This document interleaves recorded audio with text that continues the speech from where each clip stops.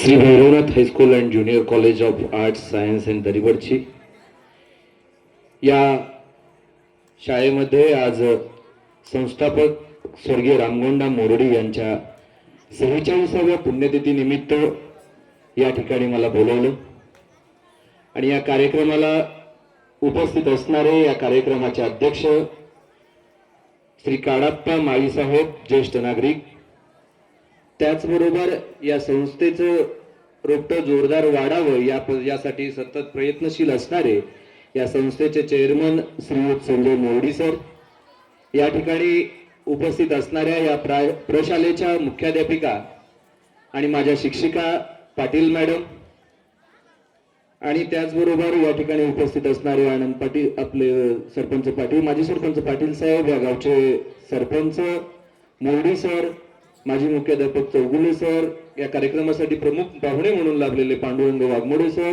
आमच्या दहीकुणर गावचे युवा नेते चरमगोंडा पाटील साहेब, सगन मासाळ साहेब आणि व्यासपीठावरती उपस्थित असणारी सगळीच मंडळी, त्याचबरोबर या ठिकाणी वैद्यकीय क्षेत्रामध्ये अतिशय चांगल्या पद्धतीने काम करत असणारी, वैद्यकीय सेवा देणारे आमचे मार्गदर्शक डॉक्टर गेन साहेब, पुजारी साहेब, त्याचबरोबर माळी साहेब आणि माझा मित्र डॉक्टर चौगुले, हे आपण सगळेजण खरं तर व्यासपीठावरच्या सगळ्या मान्यवरांची नावं वेळेअभावी घेत नाही, पण मगाचपासून इथं निवेदक ज्यांची ज्यांची नावं घेत होती इथं आल्यानंतर ते सर्वच मान्यवर आणि आपण माझ्या समोर बसलेले सगळे विद्यार्थी मित्र, मला माहिती आहे आपण फार कंटाळलेला आहात, काही जणांना सकाळी लवकर आल्यामुळे भूकही लागलेली असेल, या सगळ्या अवस्थेमध्ये मी तुमचा फारसा वेळ घेणार नाही, कारण मला तुमच्या टाळ्यातून समजते की बाबा तू आता जरा लवकर गुरगुरत घे, कारण बराच वेळ आम्ही सगळ्यांना ऐकलंय, मी जास्त वेळ आपला घेणार नाही, पण काही गोष्टी इथं मला आवर्जून मांडायला आवडतील. इथं बोलत असताना मगाशी चेअरमन साहेबांची आणि माझी चर्चा होत होती, ते इथल्या परिसराबद्दल, आपल्या सगळ्या त्यांच्या पुढच्या विजन बद्दल चांगल्या पद्धतीने सांगत होते, पण ते सगळं सांगत असताना किंवा बाकीची मंडळी बोलत असताना त्यांच्या बोलण्याकडे माझं लक्ष नव्हतं, कारण गेल्या 14-15 वर्षापूर्वीचा मी तुमच्यात बसलेला त्याच्यामध्ये मी हरवून गेलो होतो. मला आठवतंय या ठिकाणी पवार सर आहेत, मगाशीच कप्ते सर इथं आले होते, मगाशी तिथं जेव्हा पाटील मॅडम आम्हाला स्वागताला तिथं दीपप्रज्वलन करत असताना सांगत होत्या, मॅडम शाळेमधली तीच भीती आजही होती, त्याच्यामुळे जरासा पाठीमागेच राहत होतो. मुलं कितीही मोठी झाली, कितीही आयुष्यात आपण पुढे गेलो तरी आपले शिक्षक हे नेहमी आपल्यासाठी शिक्षकच असतात. आणि एक आनंदाने एक गोष्ट मला इथं सांगायला आवडेल, मी तुमचा फारसा वेळ घेणार नाही, पण आता थोडीशी चाललेली चुळबुळ थांबवा, काही छानशा गोष्टी देखील मी तुम्हाला सांगणार आहे आणि माझ्या भाषणाचा समारोप करणार आहे. मुळात आज राष्ट्रवादी युवक काँग्रेसच्या जिल्हाध्यक्ष पदाची साहेब जबाबदारी मला मिळाली. अतिशय आनंदाने सांगतो की माझ्या वक्तृत्वावर आणि भाषणावर आदरणीय जयंतरावजी पाटील साहेबांनी जबाबदारी मला दिली, पण त्याचं मूळ कुठं होतं हे मी आज इथं आवर्जून सांगतोय. याच भैरवनाथ हायस्कूलच्या प्रांगणामध्ये मी जेव्हा इयत्ता 5वीला होतो तेव्हा 15 ऑगस्ट 26 जानेवारीला आपल्या शाळेचा कार्यक्रम आजही तसाच चालतो, आपण ग्रामपंचायतीच्या समोर सगळेजण एकत्रित जमा होतो, त्यावेळीलाही तसंच चित्र होतं. पाटील मॅडमच्याकडे नावं द्यायची होती, आमच्या वर्गातल्या सगळ्या मुलांनी नावं दिली, कदाचित माझंही नाव मी त्यावेळेला दिलं. त्यावेळेला 2-2 दिवस 3-3 दिवस आधी भाषण पाठ केलं आणि ज्या दिवशी भाषणाला जायचं होतं 5वीचं भाषणाला आलो आणि भाषणाची यादी लांब लचक झाली. त्या लांब लचक यादीमध्ये बऱ्याच जणांची भाषणं होत गेली आणि पर्यायानं सगळ्या शाळा एकत्र होतात, काही नावं उडवण्यात आली आणि त्यात माझंही नाव उडवलं गेलं. मग आता 2 दिवस भाषण पाठ केलं होतं, आता भाषण पाठ केलेल्या पोरांना माहिती आहे जर बोलायला दिलं नाही तर काय होतं. मग तसाच त्यावेळेला 5वीचा विद्यार्थी होतो, रडत रडत मी पवार सरांच्याकडे गेलो. पवार सरांना कदाचित तो प्रसंग आठवत नसेल, पण तो दिवस मी माझ्या आयुष्यात कधी विसरलेला नाहीये. पवार सरांनी तिथं दहीकुणर गावचे राठोड गुरुजी ते निवेदन करत होते, त्यांना सांगितलं की तुम्ही विवेकला बोलायला द्या. त्यावेळेला पाय खाली कापत होतो, पण पुढे जे बोलत होतो आणि बोलल्यानंतर या दरीवरची गावानं, इथल्या सगळ्या गावकऱ्यांनी, शाळेनं, शिक्षकांनी जे भरभरून प्रेम केलं आणि प्रोत्साहन रूपी जे बक्षीस देत गेले, त्याच्यातून माझ्या वक्तृत्वामध्ये वाढ होत गेली. हे माझ्या शाळेचं माझ्यावरती असणारं अगणित उपकार आहेत, त्याच्यातून कधीही परतफेड होऊ शकत नाही. एवढं मोठं आपल्या शाळेचे आपल्यावरती उपकार आहेत. ज्या वेळेला पत्रिकेमध्ये नाव बघितलं, ज्या शाळेमध्ये विद्यार्थी म्हणून वावरलो, त्याच शाळेमध्ये पाहुणा म्हणून ज्या वेळेला जाण्याचा योग येतो, कार्यक्रमाच्या निमित्तानं अनेक मोठे मोठे स्टेज शेअर केले, अनेक मोठ्या मोठ्या मंडळींच्या बरोबर वेगवेगळ्या महाराष्ट्रात व्याख्यानासाठी गेलो. पण या सगळ्यांपेक्षा सगळ्यात जास्त आनंद कुठला असेल तर ज्या प्रांगणामध्ये खेळलो, बागडलो, जिथं विद्यार्थी म्हणून घडलो, त्याच शाळेमध्ये आज प्रमुख पाहुणा म्हणून जाण्याचा योग आला. त्याबद्दल आदरणीय पाटील मॅडम, मोदी सर आणि आपल्या इथल्या सर्वांचेच मनस्वी या ठिकाणी आभार मानतो. मला माहिती आहे काही टाळ्या तुमच्या आनंदानं बोलण्यातल्या असतील, काही टाळ्या आता जरा संपवा म्हणून असतील, पण एक गोष्ट आवर्जून सांगतो. बऱ्याच वक्त्यांनी सांगितलं, वाघमोडे सरांनी तुम्हाला बरेच सल्ले दिले. ही शाळा आपल्याला पावलोगणिक आपल्या आयुष्यामध्ये नवनवीन गोष्टी घडण्यासाठी, आपल्या आयुष्याची नवी सुरुवात करण्यासाठी आपल्याला बऱ्याच गोष्टी देत असते. आपण सगळ्यांनी, आणि मला माहिती आहे आपल्या जत तालुक्यातले नाही तर सांगली जिल्ह्यातले सगळ्यात चांगले विद्यार्थी जर कुठं असतील तर ते इथे श्री भैरवनाथ हायस्कूल दरीवडची मध्ये आहेत. त्याचं कारण मगाच पासून 3-4 तास झालं कुणीही जागेवरनं उठला नाही, शांतपणे सगळ्यांचं बोलणं ऐकून घेत आहेत. त्यामुळे एकदा जोरदार टाळ्या तुमच्यासाठी होऊन जाऊ द्या. मला खात्री आहे येणाऱ्या काळामध्ये या शाळेचे विद्यार्थी आपलं उज्ज्वल भविष्य आपल्या माध्यमातून घडवतील. या शाळेला चांगला वारसा लाभलाय. आता इथं आपण अनेक आपल्याच डॉक्टर बाबांच्या हातून सत्कार स्वीकारला, अशी मांदियाळी आपल्याला लागली आहे.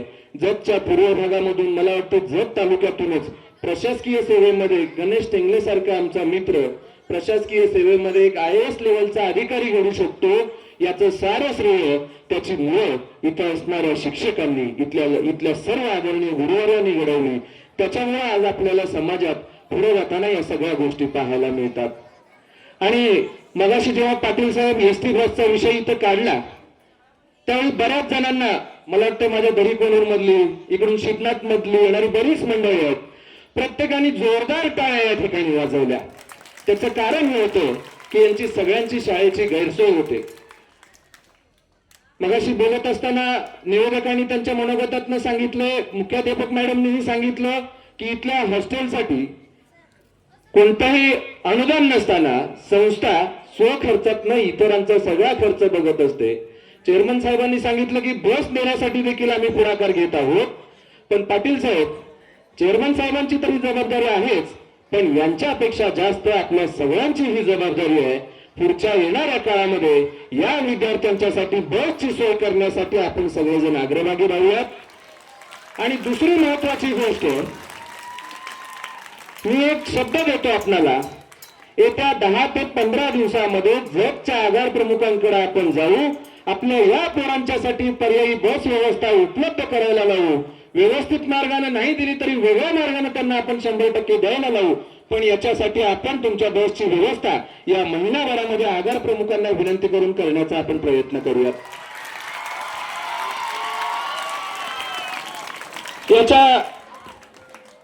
याचबरोबर काही गोष्टींचा इथं मला आवर्जून उल्लेख करायला आवडेल आणि त्या गोष्टींचा आनंदही झाला.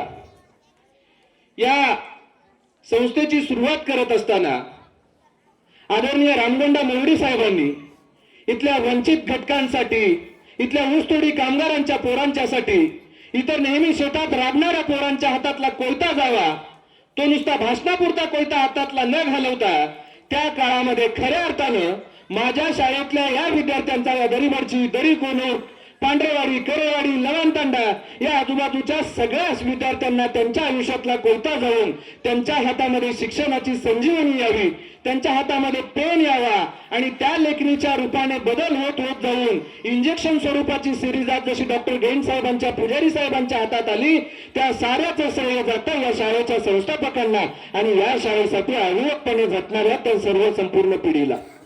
ही शाळा चांगल्या पद्धतीने त्यांनी घडवली आणि त्यामुळेच आज आपल्याला एक चांगलं रोपटं या ठिकाणी पाहायला मिळतं.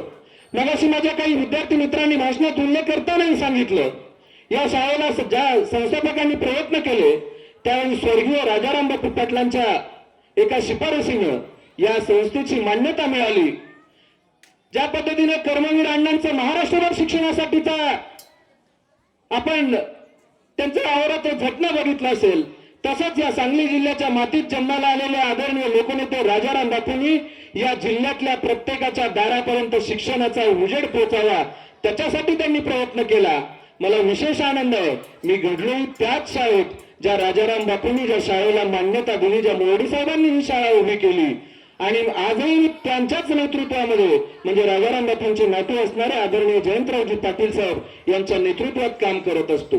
म्हणून मी एक चेअरमन साहेब आपल्याला या ठिकाणी शब्द देतो, इथं असणाऱ्या बेंचेस बऱ्याच काही गोष्टींची मागणी आपण म्हणजे खंत व्यक्त केली, याच्यासाठी माझ्या परीनं काही CSR फंडातून असेल, काही विधान परिषदेचे आमदार असतील त्यांच्या फंडातून असेल, आपण वारंवार विनंती करून या शाळेला जेवढ्या प्रमाणात जास्तीत जास्त निधी आणता येईल त्याच्यासाठी आपण प्रयत्न करू, हा शब्द मी या ठिकाणी या निमित्तानं देतो.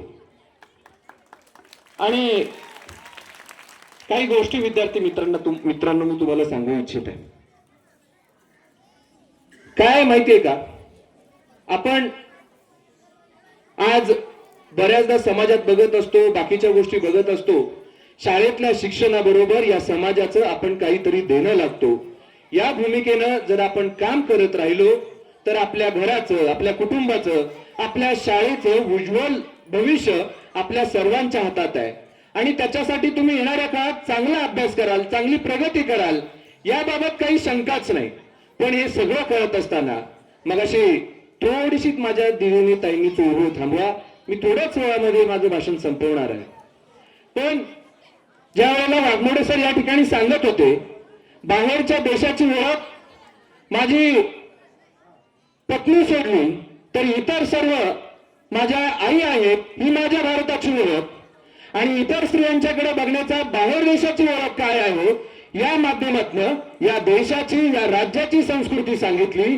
त्याच्यामुळे तुम्ही विद्यार्थ्यांनी देखील आपल्या आयुष्यामध्ये नीतिमत्ता, मूल्य या गोष्टी जपल्या पाहिजे. मूल्य शिक्षणाच्या तासाला गुरुजींनी ज्या गोष्टी सांगितल्या त्या गोष्टी तेवढ्या पुरत्याच मर्यादित न ठेवता 11वी 12वीच्या विद्यार्थ्यांना माझी खास करून एक सांगणं आहे, बाबांनो हे वय तुमचं इथं शाळा शिकण्याचं वय आहे. या काळामध्ये मोबाईल आता जवळ आल्यामुळं अनेक जण मोबाईल, किती जणांच्याकडे जर हात वर करा बरं, काही जण शिक्षकांना घेऊन हात वर करत नसतील, पण सगळेजण आपल्या मोबाईलमध्ये रील्स बघत असतात, वेगवेगळ्या मूव्हीज बघत असतात आणि हे सगळं बघत असताना तिथं चाललेला आरची पर्श काही जणांना भावत असतो. पण एक गोष्ट लक्षात ठेवा, शाळेतल्या विद्यार्थ्यानं जर चांगली शाळा शिकली आणि तो जर इथे असणारे जसे आपले मंडळी आहेत, डॉक्टर झालेत, अधिकारी झालेत, असे जर माझे बांधव घडले तर अशा आर्चींची लाईन लागेल, ही गोष्ट तुम्ही लक्षात ठेवा. आणि त्याच्या पलीकडची गोष्ट माझ्या दिदींना सांगतो, आपण फार चांगले आहोत, ग्रामीण भागातून आलेले विद्यार्थी आहेत, कुठेही अशा प्रकारच्या घटना माझ्या परिसरात आजूबाजूला घडत नाहीत.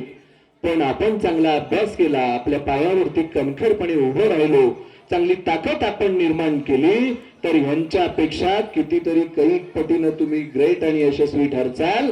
त्याच्यासाठी आपण आपल्याला आपल्या आईवडिलांनी ज्या पद्धतीने आपल्यावरती विश्वास ठेवलाय, आपल्याला इथं शिक्षणासाठी पाठवलंय, त्या दृष्टीने आपण काम करत राहायचं असतं. आपण कोणत्याही फळाची अपेक्षा न करता नेहमी काम करत राहा, शिक्षण घेत राहा. तुमच्या संस्कारावरती, मूल्यावरती आधारित नक्कीच तुम्हाला पाहिजे असणारं अपेक्षित यश मिळाल्याशिवाय राहणार नाही. या निमित्ताने एक छोटासा प्रसंग सांगतो. गोष्ट आवडते की नाही तुम्हाला सगळ्यांना? काय असतं, रेल्वेचा डबा किती जणांनी बघितलाय? हात वर करा. छान, सगळ्यांनी रेल्वेचा डबा बघितलाय. रेल्वेचा प्रवास करत असताना त्या प्रवासामध्ये गर्दी खूप असते, बघितलं असेल टीव्ही मध्ये वगैरे, किंवा काही जणांनी प्रवास केला असेल. मग तो रेल्वेचा प्रवास करत असताना त्या प्रवासामध्ये एक आंधळा त्या ठिकाणी भीक मागत असतो. ज्या वेळेला आंधळा भीक मागत जातो, एका कोपऱ्यामध्ये आजीबाई बसलेली असते.